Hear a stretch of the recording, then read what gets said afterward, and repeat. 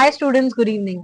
Let's start. आज से हम पोम स्टार्ट करने वाले हैं क्लास 11 के। और मैंने यहाँ पे आपके लिए बहुत सिंपल वे में लाइन बाय लाइन एक्सप्लेनेशन रखा है, स्टैंजा बाय स्टैंजा रखा है, सो दैट आपको बिल्कुल कंफ्यूजन ना हो। Okay, so let's start now. What I do is I read the paragraph और उसका मीनिंग आपको एक बार मैं इंग्लिश में रीड करके हिंदी में एक्सप्लेन कर लूंगी, ट्रांसलेट कर लूंगी, and then we'll go through this just like that. Stanza 2 में भी, स्टैंजा 3 में भी, फिर हम इसके question answers, MCQs, exam point of view से हमारा सारा पोर्शन हम आज ही कंप्लीट कर लेंगे फोटोग्राफ पोम का। ये पोम जो है वो काफी सैड पोम है। यहाँ पे जो पोएटिस हैं वो बहुत सैड हैं, क्योंकि वो एक फोटोग्राफ देख रही हैं। फोटोग्राफ आप सबको पता है ना क्या होता है। जैसे आजकल आप सब बहुत ज्यादा इंस्टाग्राम फोटोज निकालते हो, स्नैप फोटोज निकालते हो, तो पहले के टाइम पे ना फोटोज जो है वो कैमरा में निकाले जाते थे और फिर उसको अच्छे से कार्डबोर्ड में सेव किया जाता था। आजकल हालांकि ये सब आप कोलाज के टाइप में बनाते हो फोटोज, डिफरेंट डिफरेंट टाइप्स के।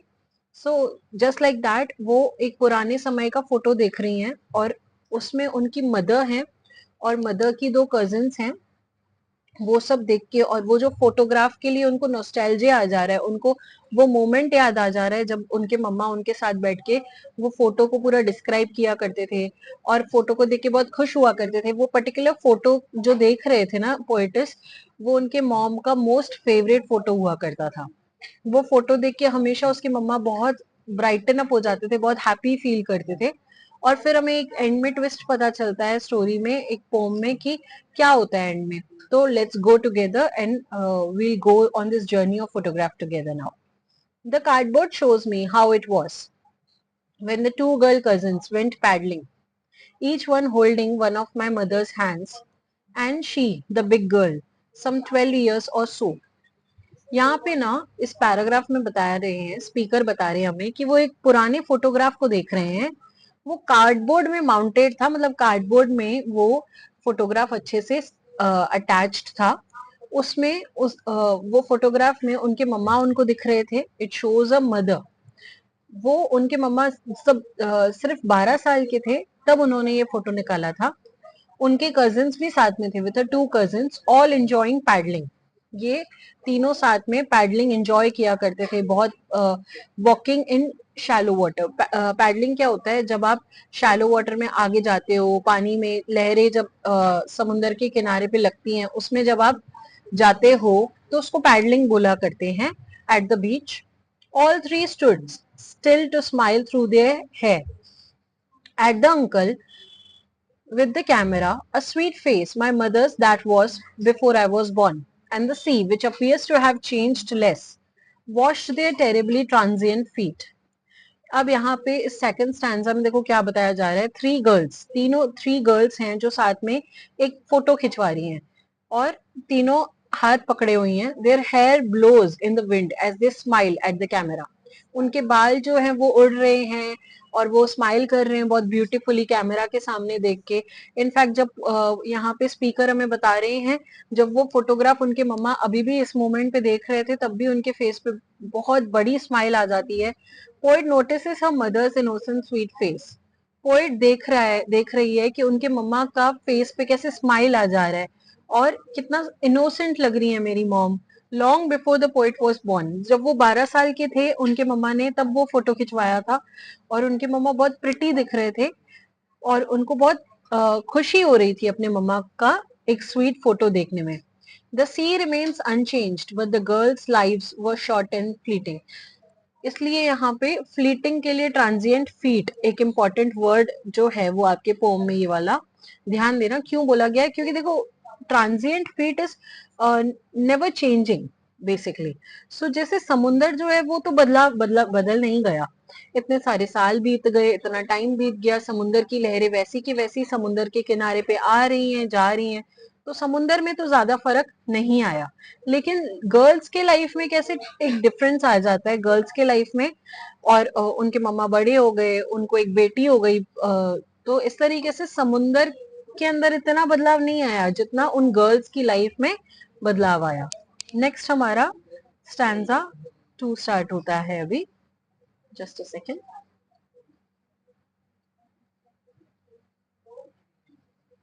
Some 20-30 years later, she'd laugh at the snapshot. See Betty and Dolly, she'd say, and look how they dressed us for the beach. About 20-30 years later, her mother used to look at the same photograph and laugh. She would point out her cousins Betty and Dolly and recall the funny way they were dressed for the beach. तो 20-30 साल के बाद वो photo देख के उनके मम्मा बहुत खुश हो रहे थे और बोलने लगते हैं कि बेटी और डॉली देखो, तुम इनको देखो कि बेटी ने कैसे कपड़े पहने हैं, डॉली ने कैसे कपड़े पहने हैं। वो पोएटिस को बार बार बोला करते थे और बहुत बड़ी स्माइल आ जाती थी उनके मॉम के फेस पे देख और and look how they dressed us for the beach, और देखो हमें कैसे कपड़े पहनाया जाता था हम जब भी बीच पे जाते थे। तो उनके मम्मा को बहुत फनी इंसिडेंट लगता है और उनके मम्मा के फेस पे एक स्माइल आ जाती है बहुत बड़ी जब वो अपने कजिन्स बेटी और डॉली को याद करते हैं। तो अब आगे the sea holiday was her past mine is a laughter both wry with labor days of loss.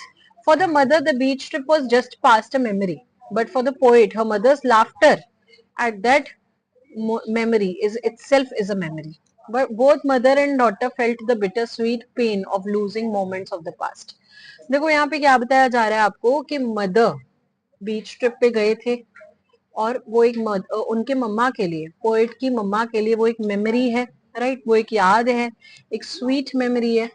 अब उनके मम्मा बहुत हैप्पी फील कर रहे थे वो मेमोरी को याद करके, लेकिन जो पोएटिस हैं यहाँ पे वो बोल रहे हैं कि मेरे मम्मा जो हैप्पी फील किया करते थे उनकी हंसी भी मेरे लिए एक याद ही बन के रह गई है, वो एक मेमोरी ही बन के रह गई है, क्योंकि मैं अपनी मम्मा को खो चुकी हूँ, उनके मम्मा की डेथ हो चुकी थी और वो फोटो देख कर अपने मम्मा के 12 साल की उम्र को देख के और उनकी मम्मा अपनी मम्मा को देख के कैसे मेरी मम्मा याद किया करती थी ये फोटो और मेरे मम्मा को कैसे ये मेमोरीज बहुत पसंद आया करती थी, बहुत हैप्पी फील कर रहे थे और एक बहुत बिटर स्वीट, बहुत एक पेनफुल मोमेंट, एक खुश एक फेस पे स्माइल भी लाता था उनके मम्मा की स्माइल को याद करते हुए, लाफ्टर को याद करते हुए, लेकिन एक हर्ट भी फील होता था कि अब ये मेरे लिए मेमोरी बन के रह गई है और मेरे लिए ट्रूथ नहीं है।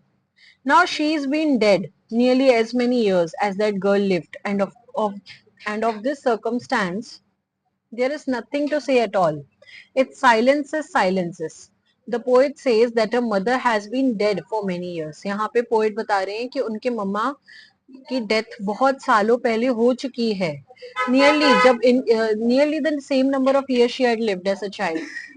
बेसिकली ऐसा बोला जा रहा है इस कॉन्टेक्स्ट में कि कुछ 15 साल पहले, 12 साल पहले मेरी मॉम की डेथ हो चुकी है और ये जो पेन है वो नेवर एंडिंग पेन होता है। मतलब एक पेरेंट को खोने का जो दर्द होता है, जो दुख होता है, वो कभी भी जाता नहीं है, वो हमेशा फ्रेश ही रहता है। The pain is so deep that words can not describe it, only silence remains and the silence itself is overwhelming. हमेशा बस अब वो अपने मम्मा को सिर्फ याद कर सकते हैं, अपने मम्मा के बारे में सिर्फ याद सोच के सिर्फ कभी हंस सकते हैं, कभी रो सकते हैं, लेकिन कभी भी दोबारा वो मोमेंट एंजॉय नहीं कर सकते क्योंकि उनके मम्मा ही उनके साथ नहीं है। अब यहाँ पे जो इम्पोर्टेंट वर्ड्स हैं वो है पैडलिंग। पैडलिंग का मीनिंग है वॉकिंग और ट्रांजिएंट का मीनिंग है टेम्पररी। फोटोग्राफ, ये जो पोम है वो शर्ली टूलसन ने लिखी है। ऑलराइट, सो फोटोग्राफ आपके पोम का नेम है और पोइट का नेम है शर्ली टूलसन। यहाँ तक आपको क्लियर है? Any doubts please ask me in the chat box, I clear your doubts right away. And by that यहाँ पे हमें पोम में ये मीनिंग पता चली है कि फोटोग्राफ देखकर शर्ली टूलसन अपने मम्मा को याद कर रही हैं और अपने मम्मा की हंसी को याद कर रही हैं, कैसे उनकी मम्मा उनके साथ बैठ के वो मोमेंट याद किया करती थी, फोटोग्राफ देख के बहुत हैप्पी हुआ करती थी, वो सब मेमोरीज उनके माइंड में आ रही हैं और इससे वो थोड़ा खुश भी हो रही है लेकिन वो ज्यादा दुखी फील कर रही हैं क्योंकि उनके मम्मा उनके साथ आज प्रेजेंट नहीं है। Okay, so now let's start with the short answer questions, 2-3 sentences के ही हमने बनाए हैं पहले आपके लिए। What does the cardboard refer to? यहाँ पे जो वर्ड ऊपर हमने mounted by cardboard, mounted on cardboard पढ़ा ना, उसका मीनिंग क्या है? तो it refers to old photograph, एक छोटा सा फोटोग्राफ जो कार्डबोर्ड के अंदर, कार्डबोर्ड फ्रेम के अंदर फिट किया हुआ है। The showing the poet's mother and the cousins at the beach, जहाँ पे उनके मम्मा और उनके कजिन्स, मम्मा के कजिन्स, जिनके नेम्स भी हमें ऊपर पता चले, शेली और बेटी, अपने कजिन्स के साथ वो बीच पे गए थे और वो मोमेंट को उन्होंने एक कार्डबोर्ड में फिट कराया था। Who are the three girls in the paragraph? यहाँ पे पैराग्राफ में थ्री गर्ल्स कौन है? पोएट की मदर जो कि 12 साल की हैं और उनकी दो कजिन्स बेटी एंड डॉली। नेक्स्ट है, what activity were the girls doing? क्या कौन सी एक्टिविटी कर रहे थे? वो पैडलिंग कर रहे थे शैलो सी वाटर, जहां पे पानी इतनी ज्यादा नहीं था डीप, वहां पे वो खेल रहे थे, प्ले कर रहे थे, चल रहे थे वाटर में, शैलो सी वाटर में। What does the poet mean by transient feet? It refers to short lived nature of human life unlike the permanency. मतलब इंसान की लाइफ जो है वो शॉर्ट लिव हो सकती है, छोटे टाइम पीरियड में चेंज हो सकती है, अनलाइक समुंदर। समुंदर की लाइफ परमानेंट है, आज जैसा है 100 साल के बाद भी समुद्र आपको वैसा ही दिखेगा। What did the poet's mother say when she looked at the photograph years later? मतलब पोएट की मम्मा जब वो फोटोग्राफ सालों बाद देखती थी तो क्या बोलती थी? She laughed and recalled her cousins Betty and Dolly and the way they were dressed for the beach. वो हंस रहे थे, मोमेंट्स याद कर रहे थे बेटी एंड डॉली का, जिस तरीके से बेटी एंड डॉली ने कपड़े पहने हैं और वो सब मेमोरीज उनको जब याद आती थी तो उनके फेस पे बहुत बड़ी स्माइल आ जाया करती थी। What activity were the girls doing? यहाँ पे कौन सी एक्टिविटी बताई गई है जो गर्ल्स कर रही थी? वो पैडलिंग कर रही थी, ये हमारा हो गया। What did the mother's, poet's mother से? वो क्या बोला करती थी? उनको फनी लगता था कैसे बेटी और डॉली ने कपड़े पहने हैं। How does the sea contrast? Contrast मतलब opposite, contrast with human life in the poem. तो सी कैसे कॉन्ट्रास्ट है टू द ह्यूमन लाइफ? तो सी रिमेन्स अनचेंज्ड एंड एटर्नल। समुंदर कैसा रहता है? अनचेंज्ड, बिल्कुल चेंज नहीं होता है, फॉरएवर फ्लोइंग होता है। लेकिन human life is temporary and fleeting, human life change होती रहती है। नेक्स्ट है, why does the mother find the photograph amusing? Mama को ये फोटोग्राफ देख के बहुत बड़ी स्माइल क्यों आ जा रही थी और क्यों फनी लग रहा था? She finds it funny because of the way they were dressed for the beach and the innocence of their childhood. तो उनको वो फोटो बहुत फनी लग रहा था क्योंकि जिस तरीके से उन्होंने कपड़े पहने थे और वो जो उनका बचपना था, बचपन था और इनोसेंस था लाइफ में, वो सब चीजें उनको फनी भी लग रही थी, बहुत हैप्पी मोमेंट था पोएट की मदर के लिए। नेक्स्ट है, what is meant by that sea holiday was a past mine is of laughter? तो फॉर द मदर यहाँ पे जो सी हॉलीडे, समुंदर के किनारे पे जब वो गए थे, हॉलीडे उन्होंने स्पेंड किया था, वेकेशन उन्होंने एक स्पेंड किया था, वो जो मोमेंट है वो पोएट की मदर के लिए पास्ट था और उनके जो मम्मा स्माइल किया करते थे, लाफ, उनके मम्मा की जो हंसी थी वो पोएट के लिए एक मेमोरी बन गई है। What does labored ease of loss signify? It means accepting loss is never easy.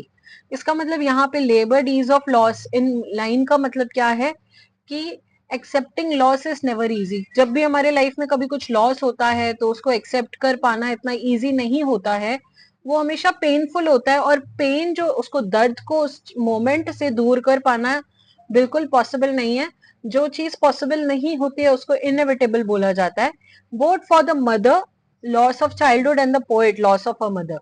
तो मदर के लिए भी एक ऐसा मोमेंट है जहां पे उन्होंने अपना बचपन खोया है और पोएट के लिए भी एक डीप मोमेंट है जब उन्होंने अपनी मदर को खोया है। How does the poet react to her mother's death? Poet ने यहाँ पे कैसे रिएक्ट किया है अपने मम्मा के डेथ का? उनको बहुत डीप ग्रीफ, मतलब वो दिल से बहुत ज्यादा हर्ट फील, मतलब दुखी फील कर रहे थे। And silence unable to express her sorrow in words, मतलब वो अपने दुख को एक्सप्रेस नहीं कर पा रहे थे वर्ड्स में, इस तरीके से उन्होंने अपना पेन शोकेस किया है। How long has the poet's mother been dead? Nearly as many years as the age she was in photograph. Almost 12 years से ज्यादा हो चुके थे, ऑलमोस्ट 12 years हो चुके थे जब से पोएट की मदर की डेथ हो चुकी है। Why does the poet say it silences? Because her grief is so profound that would words fail her. मतलब वो कुछ बोल भी नहीं पा रहे हैं, इतना वो दुखी है। मतलब अपने पेरेंट को खोने के बाद, अपनी मदर को खोने के बाद वो इतना ज्यादा सैड फील कर रहे हैं कि साइलेंस इटसेल्फ ओवरवेल्म्स हर, कि इतनी ज्यादा शांति है आसपास, माँ की वो हंसी नहीं है कि वो उनके लिए एक बहुत डीप पेन क्रिएट कर रहा है उनके माइंड में. What does the poem suggest about time? Time changes people. समय के साथ लोग बदलते जाते हैं. Erases lives but memories and photographs preserve the past. जो मेमोरीज हैं, फोटोग्राफ्स हैं, ये सब ना वो मोमेंट को कैप्चर करके रख देते हैं. तो वो इस तरीके से वो बातें अगर हमें याद करनी है, वो दिन याद करने हैं, तो हम फोटोग्राफ देख लेते हैं और उससे ही हम टाइम अपना स्पेंड कर लेते हैं, क्योंकि वो इंसान तो दोबारा वापस आता नहीं है जो एक बार चला गया. How is childhood portrayed in the poem? Childhood is shown as innocent, joyful and short-lived, captured only in photographs and memories. यहाँ पे जो बचपना दिखाया गया है उस पोम में, हमारे इस पोम में, इसमें इनोसेंस, बचपना हमेशा एक बचपन जो है वो बचपने से बनता है, राइट? कि इनोसेंस से बना हुआ रहता है. हम खुश होते हैं बहुत ज्यादा अपने बचपन में.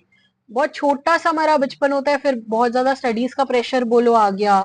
ये सब यादें जो है वो फोटोग्राफ और मेमोरीज जो है वो सेव हो गई है एक साथ.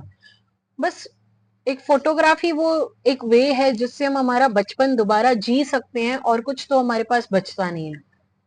What feeling dominates the poem?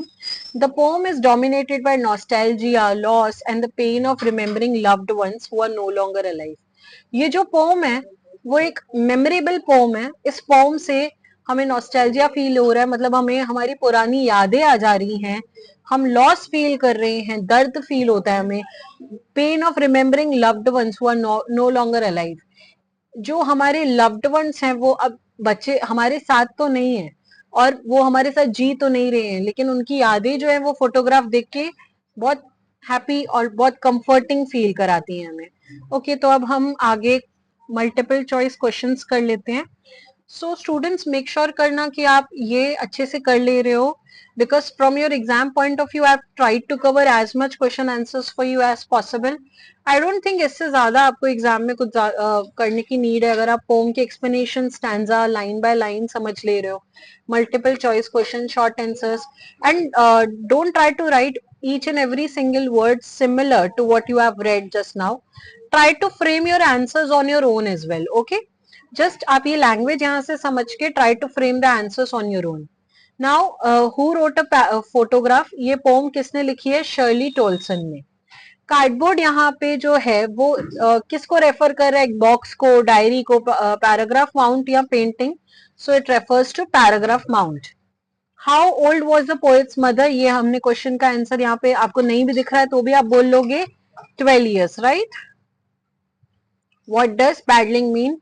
अभी अभी हमने क्वेश्चन आंसर्स में भी किया, walking in shallow water. Who clicked the photograph? कौन क्लिक कर रहा था photograph? Poet's uncle. What remains unchanged? क्या चेंज नहीं हो रहा है? ह्यूमन लाइफ की सी? सी चेंज नहीं होता है. Who were Betty and Dolly? Betty and Dolly कौन थे? Mother's cousins. What does the phrase terribly transient feat suggest? ये जो फ्रेज है terribly transient feat, इसका मतलब क्या है? Short lived human life. Okay. So also students, make sure that you understand that terribly transient feat में TT repeat हो रहा है. So अगर आपको figures of speech या literary devices का पूछा जाए तो it's alliteration. What does the mother's laughter signify? यहाँ पे वो उनके मम्मा का जो लाफ्टर वो याद कर रहे हैं, वो क्या इंपॉर्टेंस शोकेस कर रहा है? Nostalgia of a childhood, memories of a childhood. What does laboured ease of loss mean? Examples हैं simple joy, sorrow mixture with acceptance, easy laughter, peaceful sleep.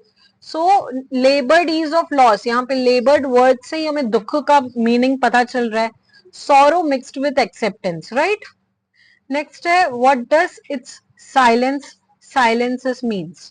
The paragraph photograph is quiet, the poet is speechless with grief, the sea is calm, the mother is asleep. तो silences मतलब poet यहाँ पे दुख में है, और speechless है, वो अपना जो पेन है वो भी शोकेस नहीं कर पा रहे हैं, सॉरो अपना. तो central theme of the poem क्या है? Next question, passage of time and loss. जो टाइम बीत गया, जो लॉस हो गया human life. How did the mother's poet's mother die? कैसे उनकी डेथ हुई थी वो यहाँ पे पोम में हमें स्पेसिफाई नहीं किया गया है कि पोएट की मदर की डेथ कैसे हुई है। What emotion dominates the poet in the end? कौन सा एक इमोशन वो एक्सट्रीम ज्यादा फील कर रहे हैं जब पोम एंड हो रही है? साइलेंस एंड ग्रीफ, शांति से दुखी होना बहुत ज्यादा। यहाँ पे देखो हमने ये क्वेश्चन ऊपर कवर किया, विच literary device is used in terribly transient feet, that is your alliteration. One more यहाँ पे लिटरेरी डिवाइस हम देख सकते हैं, जैसे साइलेंस साइलेंस, राइट, तो उससे हम बोल सकते हैं कि that is repetition. Word is repeated तो रेपिटेशन होता है, लेटर इज रिपीटेड तो एलिट्रेशन होता है। All right, students, now let's cover long answer questions. In this, you have to write minimum 5 to 6 sentences. And students also make sure करना कि आप word to word similar नहीं लिख रहे हो जो मैं आपको दे रही हूँ, आपको अपना frame करके ये answers लिखने हैं। All right, discuss the 3 stages of loss in the poem.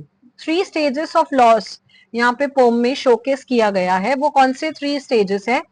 First stage is the mother's childhood captured in the photograph.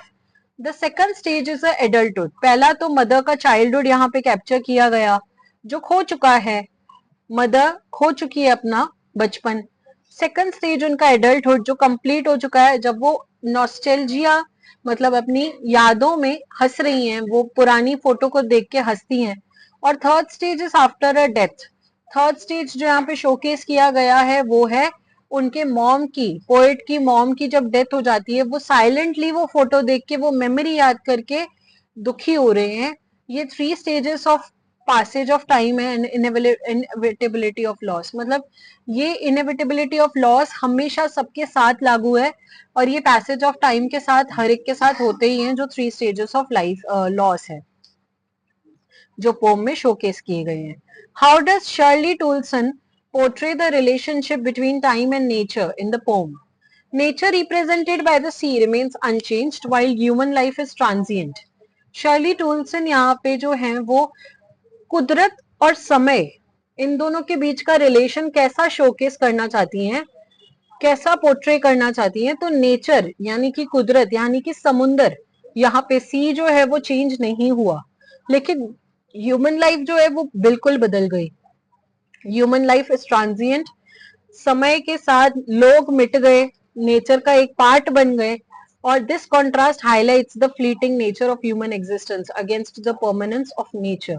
ये जो कॉन्ट्रास्ट है दोनों के बीच में, उससे हमें पता चल रहा है कि ह्यूमंस किसी टाइम पे एग्जिस्ट करते थे और टेम्पररी शॉर्ट लिव्ड उनकी लाइफ रहने वाली है, लेकिन नेचर जो है वो हमेशा इमॉर्टल रहने वाली है through out the beyond the time. पहले भी थी नेचर, आगे भी रहेगी।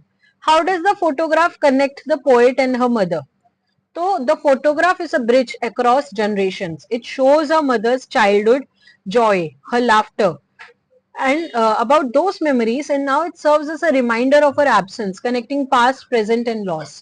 ये जो फोटोग्राफ है वो कैसे, how does the photograph connect the poet and the mother?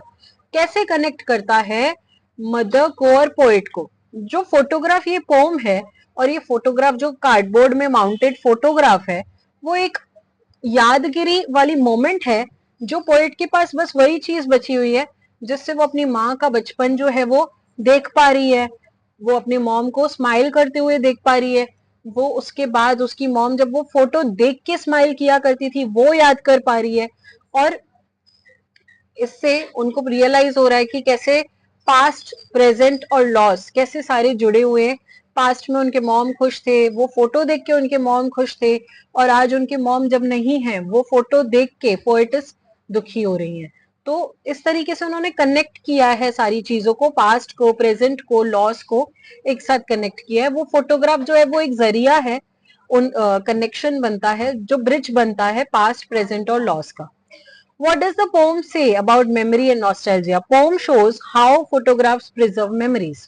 For the mother, the photograph was a source of laughter and nostalgia.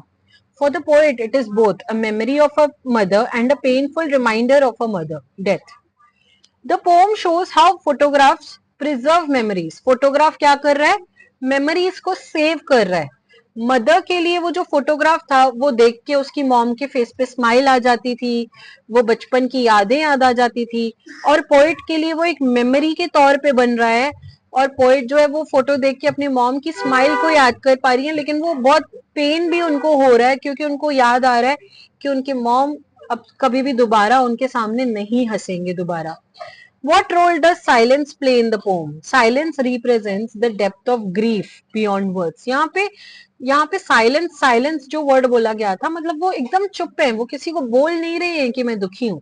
वो क्यों नहीं बोल रहे हैं कि मैं किसी को दुखी हूँ? क्योंकि वो एक्सप्रेस ही नहीं कर पा रहे, ऐसी कोई वर्ड्स ही नहीं है जिससे वो अपना पेन शोकेस कर सके, अपना पेन जो है वो शो कर सके।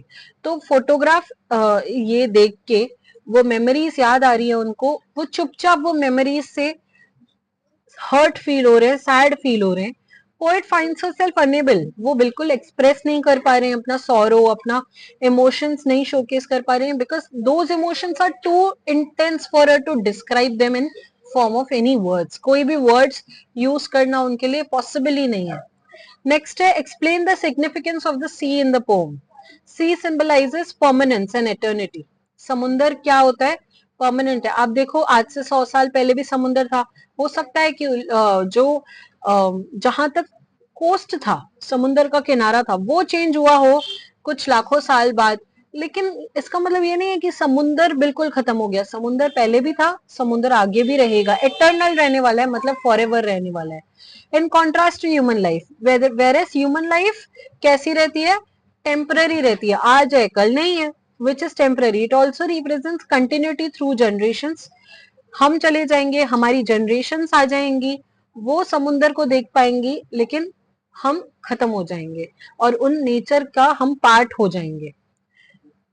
नेक्स्ट है आपका question, how is irony used in the pome? Irony lies in the fact that mother laughed at her childhood photograph, while now the poet looks at the same photograph and mourns of mother's absence. The same photo evokes joy for one and sorrow for another. Irony देखो क्या होती है, कोई खुश हो रहा था ये फोटो को देख के, कोई दुखी हो रहा है इस फोटो को देख के। मतलब कैसे? उनकी मॉम जब ये फोटो देखा करती थी तो वो हैप्पी फील किया करती थी, और आज शर्ली जब वो फोटो देख रही है तो उसको अपने मॉम की हंसी याद आ रही है और वो दुखी हो रही है वो फोटो देखकर। तो इस तरीके से एक जने के लिए वो फोटो हैप्पीनेस का एक मोमेंट बन रहा है और एक जने के लिए वो सैडनेस का मोमेंट बन रहा है।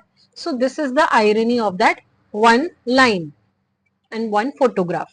How does the poem highlight the theme of death? Death is shown as an unavoidable truth. मतलब death is unquestionable, मतलब मौत आनी है सबको। Mother's death leaves the poet in silent grief. Mother की डेथ हो गई और पोएट यहाँ पे शांति से ग्रीव कर रहे हैं, मतलब दुखी हो रहे हैं। Showing how death ends everything but memories. Death आ जाती है, जो लोग पीछे बच जाते हैं वो बस अपनी मेमोरीज के सहारे जीते हैं, जो चले गए उनकी मेमोरीज के सहारे जीते हैं। What emotions does the poet feel while looking at the photograph? वो कौन से इमोशंस फील कर रही है फोटोग्राफ को देखकर पोएट? वो फील कर रही है nostalgia for a mother's childhood, affection for a mother's laughter. उनको बहुत प्यार फील हो रहा है अपनी मॉम के लाफ्टर को याद करके, और बहुत सैड फील हो रहा है, sorrow for a mother's death, sad feel हो रहा है अपने मॉम की डेथ को याद करके। Her emotions are a blend of love, memory and grief. तो उनके जो भी यहाँ पे इमोशंस हैं वो प्यार भरे हैं, यादगार अपनी नॉस्टैल्जिया क्रिएट कर रहे हैं फोटोग्राफ को देख के, और सैडनेस भी क्रिएट कर रहे हैं। Now we have to summarize the poem in our own words. यहाँ पे जो आपने ऊपर आंसर लिखा 3 स्टेजेस वाला, पहला वही आपका पार्ट है, mother's childhood, her adulthood and her death. फिर उसके बाद ये जो सिंगल फोटोग्राफ है वो रिफ्लेक्ट कर रहा है परमानेंस ऑफ नेचर, ये भी हमने ऊपर किया।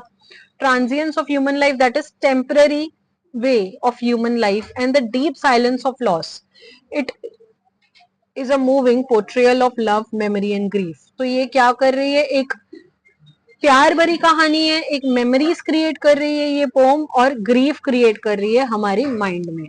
So with that, we have tried to cover each and everything about this poem, Photograph, written by Shirley Toulson. Hopefully, students, you have enjoyed today's class, and hopefully everything is clear to you. And if you have any doubts, you can ask me in the chat box.